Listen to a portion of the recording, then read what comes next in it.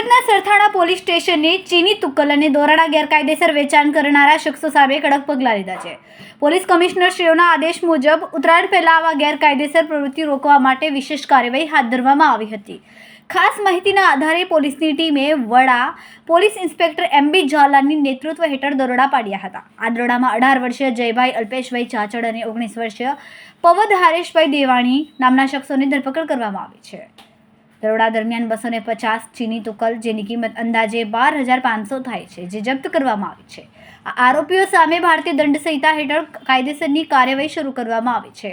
Police inspector MB ઝાલાએ જણાવ્યું કે ઉત્તરાયણ દરમિયાન જાહેર જનતાની સુરક્ષા અમારી પ્રાથમિકતા છે. અમે કાયદાનું પાલન સચોટ રીતે કરીશું. ઉત્તરાયણ તહેવાર દરમિયાન સુરત શહેરમાં શાંતિ અને વ્યવસ્થાને જાળવવા પોલીસનો આ પ્રયાસ પ્રશંસનીય છે.